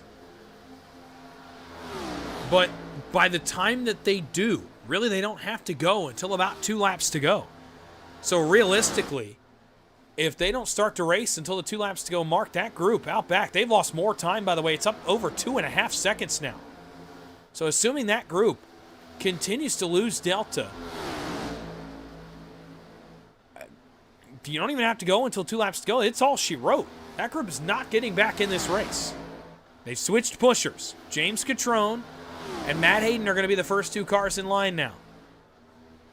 Wondering if the handling issues we've seen Chaz Justice be plagued with tonight went into the decision to switch those front two cars. A pull off this car up front for the leader, Modesty and Company. They're going to get a pull off Brandon Beauchamp. And they are still driving away 2.7 seconds, 2.8. Still pulling on the back of Beauchamp's car. Now that group will have the same opportunity to run them down here in just a moment when they get a pull off Beauchamp. They're actually getting it now as those cars had to fade to the outside to get around the High Rock Chevrolet. They'll all fade back to the bottom, though. Now the interesting part, if Beauchamp can tag onto this group, it might be game over without a caution flag for that second one, and he has done just that. Wow, what a development.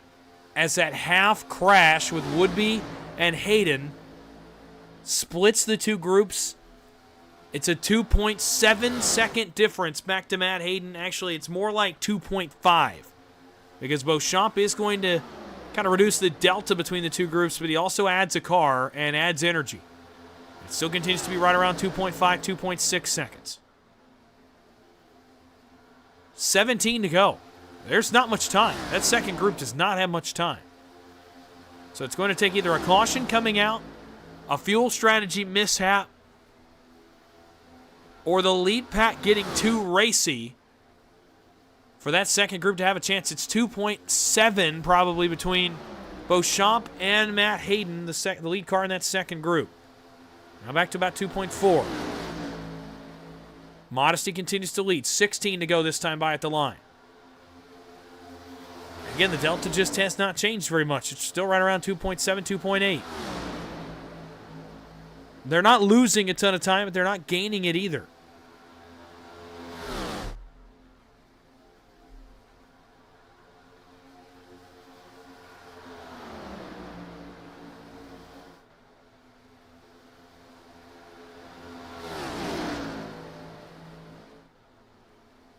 $15 to go this time by from Atlanta, and the picture's changed. If you're just joining us, attrition took over earlier in the middle stages of this race. 13th on back or off the lead lap.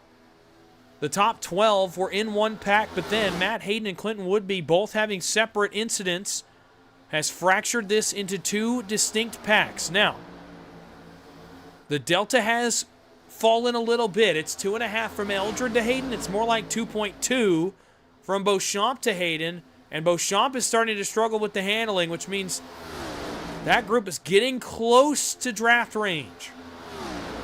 Once they get draft range, they're going to get there in a hurry. Now they're gaining a lot of delta. I wonder if they almost already have it. They're already gaining delta on the leader. So I wonder how fast they'll get there if they can get draft delta, but they got to go. They have to get there with probably 5 laps to go, knowing that this group has 4 cars in it that are on the lead lap. And they got considerable work to do to get all the way to the lead and to the win. But they're inching closer and closer to getting draft range and pulling right back into this lead group.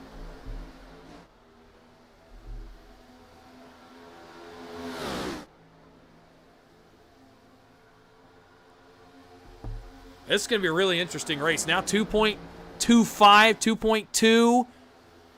You're probably getting close to snipping the end of the draft if you're Matt Hayden at this point. That group is doing valiant work so far. They still have a little ways to go.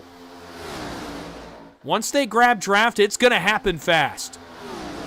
And they're going to be there, and we have a potential for some chaos here late in the race to send us to a late race restart. They're within 2.1 seconds now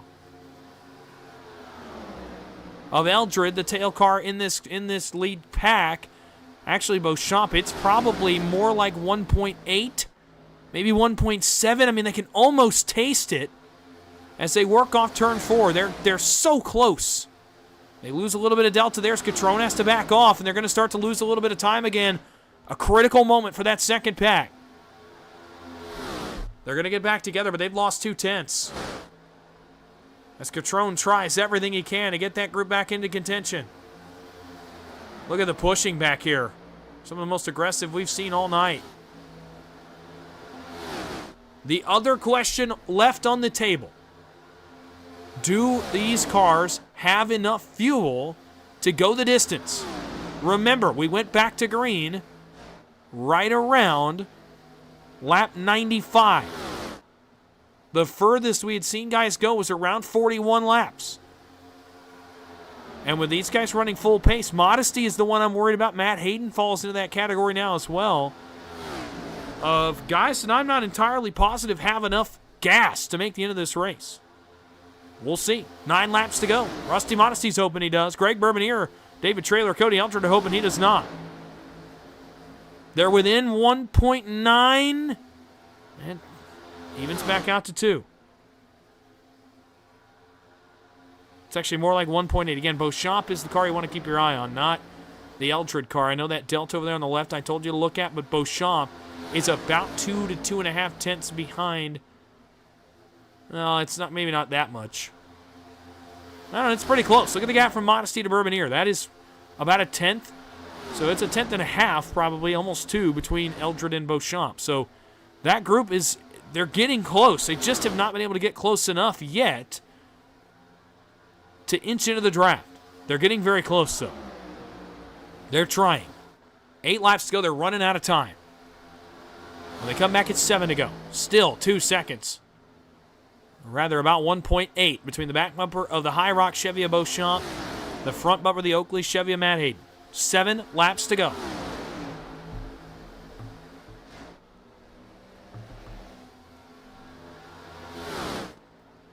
Brian Cunningham back out on track. He is laps down in that 32. The night has gone awry for him. That's his 6th lap down. He'll go in 15th.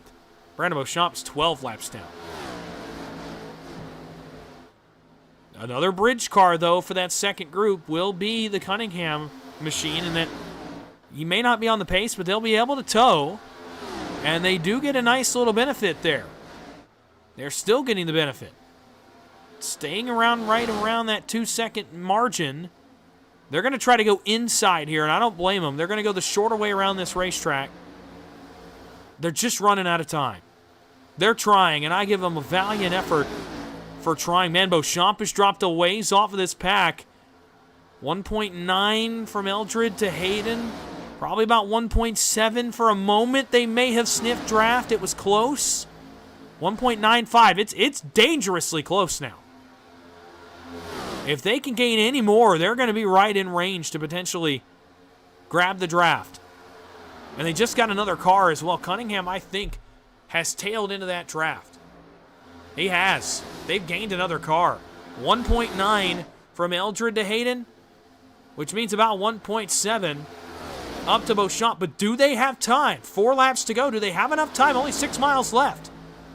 I don't know. It just even back out to 2 seconds. I don't think there's enough time. They would have to hope these guys get to racing early here up front, and they're just not doing so. They're trying everything they can, though, right now to get back in this thing. 3 laps to go in Atlanta, and it continues to be a 4-car race to the win. Rusty Modesty, Greg Bourbonnier, David Traylor, and Cody Eldred.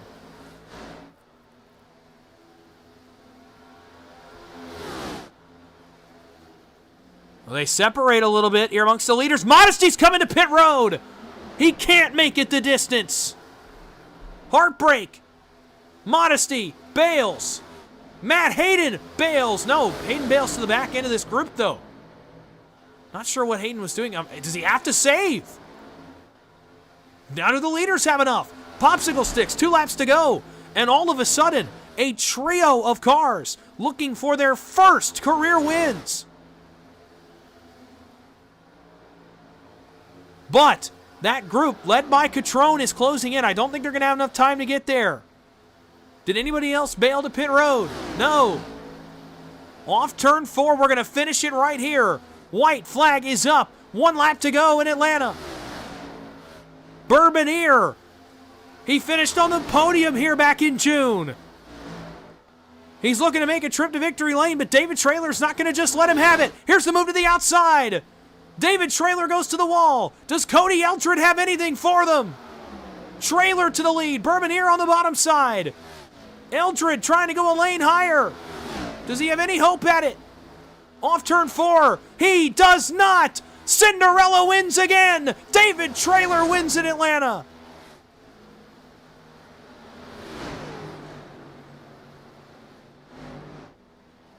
Back-to-back weeks, back-to-back underdogs. Rookies sweep the drafting tracks.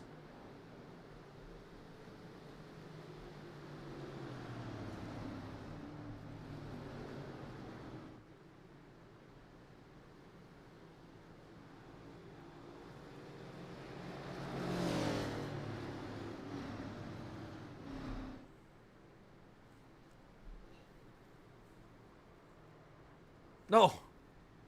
Clinton Woodby may have turned him right there.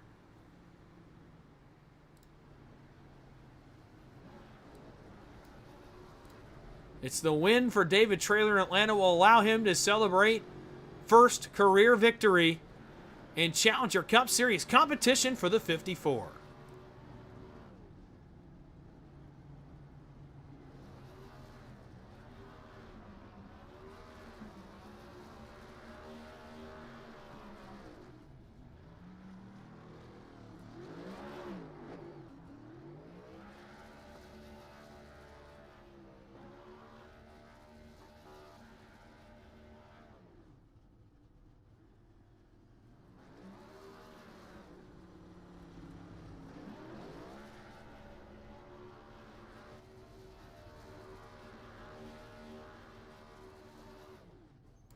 So Traylor completes his celebrations.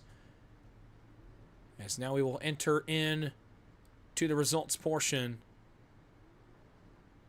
of this event, and we'll get to talk to your top 3 tonight from Atlanta Motor Speedway. David Traylor, first career win for him in his second career start as he wins tonight in Atlanta. Cody Eldred 1 spot short for the 14 as he is unable to come up with his first win in second, and it's heartbreak for Greg Bourbonier in third. Another podium for him here in Atlanta, but it just did not fall his way on the last lap as he finished his third. Harold Watkins recovers to finish in for Chaz Justice. A heck of a run for the 67 tonight, overcoming some adversity in fifth.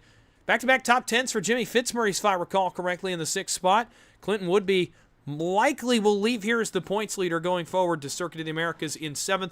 James Catrone finishes in 8th. Andrew Little in 9th, and Ryan Patty in 10th. Matt Hayden finishes 11th. Rusty Modesty, heartbreak for him.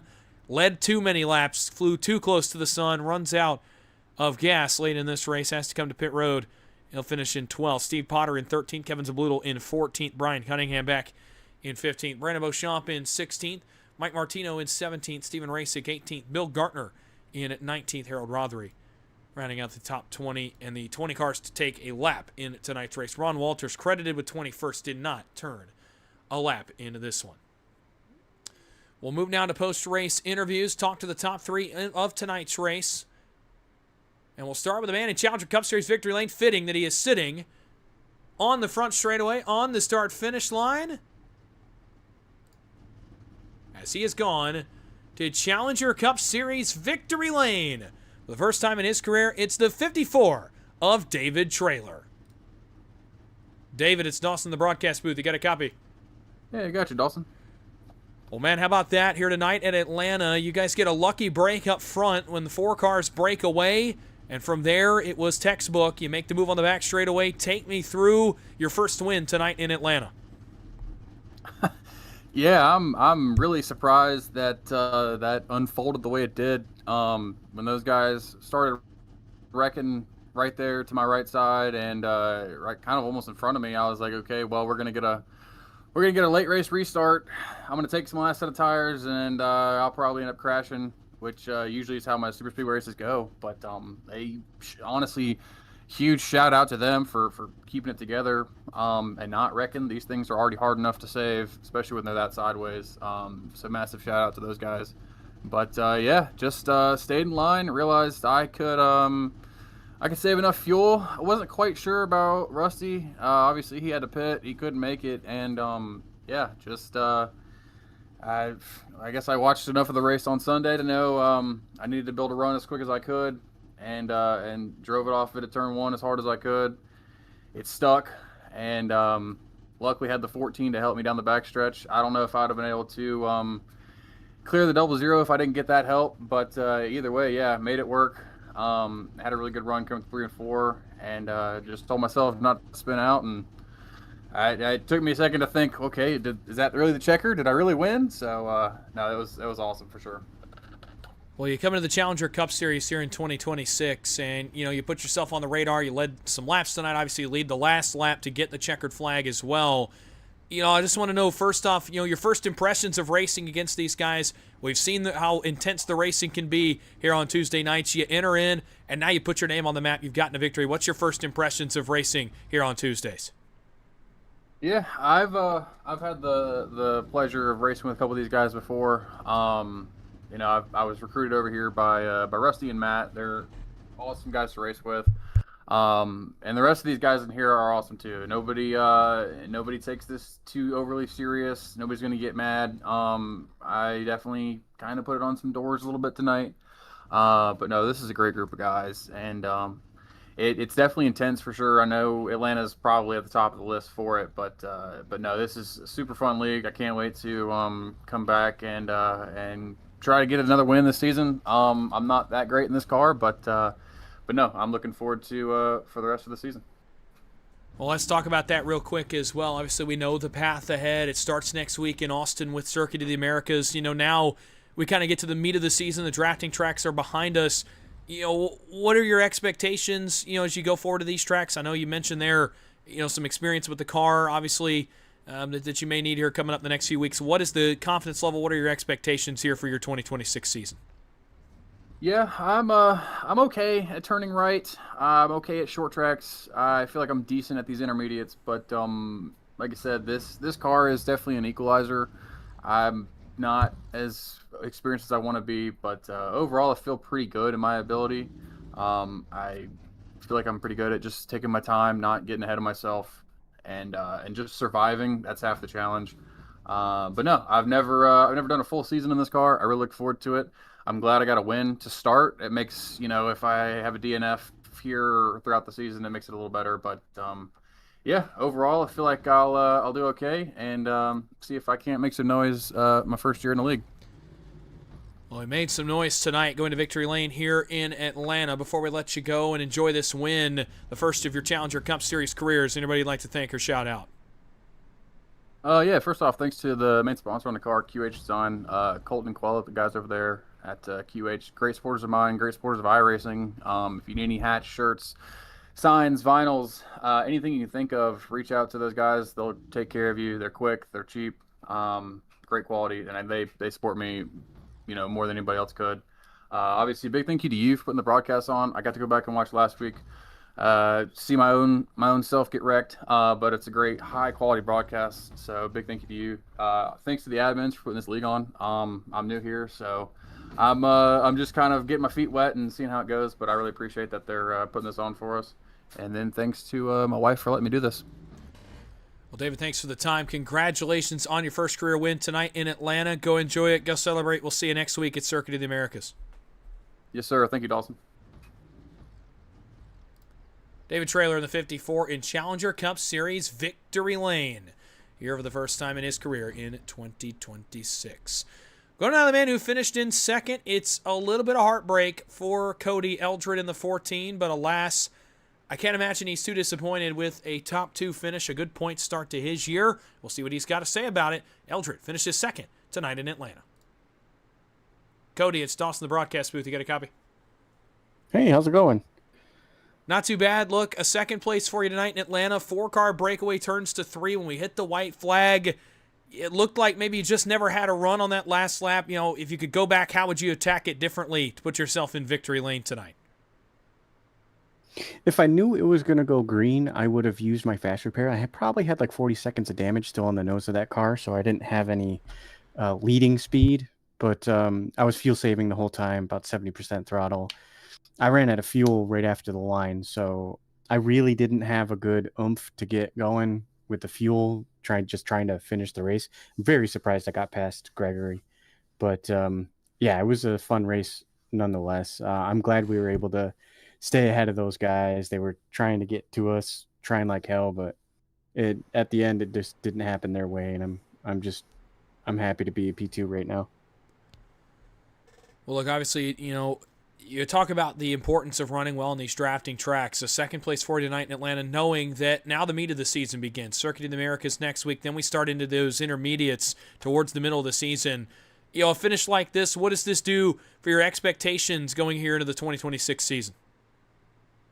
It feels good getting 2 interviews from you after getting P2 and 1 in the duel.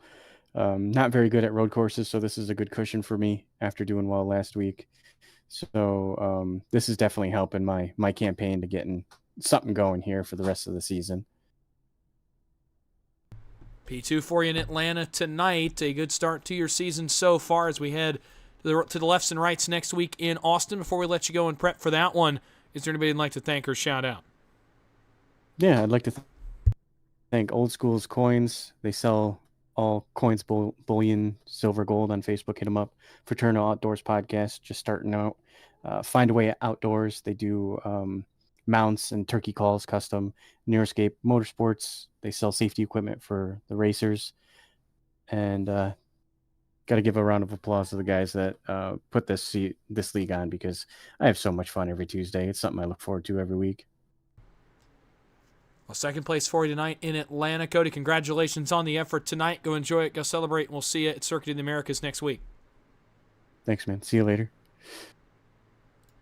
Cody Eldred in the 14, second place tonight for him in Atlanta. We'll move now to the man who finished in third position. Another podium here in Atlanta. Greg Bourbonier on a nice run here in Central Georgia as he goes third once again. He led at the white flag. Unfortunately, it doesn't pan out for him for his first career win.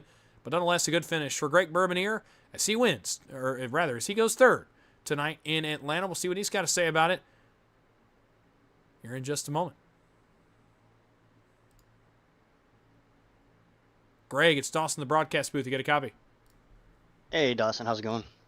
Not too bad. Talking to you again after an Atlanta race. Feels like you're on a nice little run here on the banks of Hampton, Georgia. Another podium finish for you. I know this one's probably going to sting a little bit. You led at the white flag. If you could go back and do it again, what would you do differently to put yourself in victory lane tonight? Not be the leader off 4. I was really hoping that Rusty could have stayed in front of me to the end there. But he was leading a long time, so he ran out of fuel. But I just didn't want to throw a dirty block or cause any confusion at the end. Those 4 cars, we all ran pretty respectful. So just get a good finish, get out of here, and go on to next week. Well, look, obviously, the drafting tracks tend to be a pretty big equalizer early in the season, and also a pretty good way to give yourself a bit of a buffer in points. You do that with a third-place finish tonight. Now entering the meat of the season, we know how grueling some of these tracks can be coming up. This schedule is tough, and it's very diverse. But getting a third-place finish tonight, getting yourself in a good spot, how important is that to start your season off right, to put yourself in the right headspace here going forward? Big. It's huge. Just gotta take advantage of like you said, these tracks that give everyone an opportunity. There's a lot of fast guys out there, so it's good to have the points buffer and just try and keep that momentum going, learn every week, and just get faster and faster. That's the plan. Another step in the right direction for you tonight. Third place in Atlanta. Before we let you go and celebrate the third place effort tonight, is there anybody you'd like to thank or shout out? Always you. You're the man. You do a great job. The guys who put on the league. Big shout out to Rusty and David. We had a little Toyota trio going there at the front at the end, so that was fun to see. There's not many Toyota cars out there. But yeah, that's it. The wife too. Appreciate her. Thanks. Well, Greg, thanks for your time tonight. Congratulations on the third place effort here in Atlanta. Go enjoy it. Go celebrate. We'll talk to you next week at Circuit of the Americas. Thanks, Dawson. You too. Have a good one. Greg Bourbonier third tonight for him at Atlanta Motor Speedway in what ended up being a heck of a race from Atlanta. It delivered in every way. We knew that this place could produce some very edge-of-your-seat style racing, and it lived up to the task tonight. Some chaos, some attrition, some crashing, but some really great racing. Big moves, confident moves. Guys kind of finding their step here in Challenger Cup Series competition. I think about the runs that Cody Eldred has had in this series, and we've seen him kind of build to this point. It's coming together for him. You talk about Greg Bourbonier, the run that he's on here at Atlanta. Chaz Justice ran very well tonight. We talked about the start of the season Jimmy Fitzmaurice has had and Clinton Woodby has had. And, obviously topping it off with a win for David Traylor, which I think is the biggest, storyline for me here leaving Atlanta. Back-to-back rookies go to victory lane in Challenger Cup Series competition. Now, the Harold Watkins of the world and the Matt Aidens of the world and, the Ryan Patties of the world and guys like that, they're going to get to victory lane this year, we assume. When we get into these tracks like Darlington and Martinsville and Bristol and, tracks like that, even Circuit of the Americas next week, we're going to see those guys go to victory lane. It's inevitable here in this series. But to have two rookies go to the drafting tracks and put themselves on the map and say, look, I can compete too. I can be on this level with you too. I am a contender in this series here early. It's so important to the health of the league. It's so important to the entertainment value of the league as well, to have different faces come up. It keeps things fresh. David Traylor and Clinton Woodby have put their names on the chessboard early in this 2026 season as championship contenders and will leave both top 5 in the point standings more than likely. Told you about the schedule coming up for PGR eSports. Won't rehash that here at the tail end of this broadcast as we run on the 2-hour mark here from Atlanta Motor Speedway. The next Challenger Cup Series race, next Tuesday night at 8:30 p.m. For the first time this year, we will leave the drafting tracks. Not only that, we're going to turn left and right next week as well. Our first trip to a road course, virtual Austin, Texas, with a trip to Circuit of the Americas. My first trip to COTA as the broadcaster for the Challenger Cup Series. It's going to be a lot of fun, some newness for all of us. We're running the West Course next week, the new version of COTA that you'll see this year in the Cup Series as well. So we're going to see that kind of shortened version of that course next week. Also, it should be a lot of fun. It should be an entertaining one next week from Austin, Texas. That will just about do it for us tonight from Hampton, Georgia, as David Traylor captures his first career victory here from Atlanta Motor Speedway, and the season is off and running. The drafting tracks are behind us now, and we move into the meat of the season. The Challenger Cup Series is alive and well in 2026. I want to thank you all for coming out tonight and joining us from Atlanta. Thank you so much for viewing the stream, for participating in the chat, for giving us a like, for giving us a subscription tonight on PGR eSports. I hope that you enjoyed the product that you saw and hope that you'll come back and join us throughout 2026. We continue to bring you Challenger Cup Series racing throughout the year. Until next week, my name is Dawson Wise. Go check out the other offerings of PGR throughout the week. Keep going back to our channel. Hit the subscribe button. Hit the notification bell to know when we're going live for more racing action. We would appreciate your support here going forward as PGR continues to grow, continues to blossom here in 2026. My name is Dawson Wise. You've been watching PGR coverage of the Challenger Racing League's Challenger Cup Series here on a Tuesday night. Congratulations to David Traylor, the winner from Atlanta Motor Speedway, as he's gotten off to a great start to his rookie campaign here on Tuesday nights. Until next time, everybody have a great night. Have a great week. We'll see you next week at Circuit of the Americas in Austin.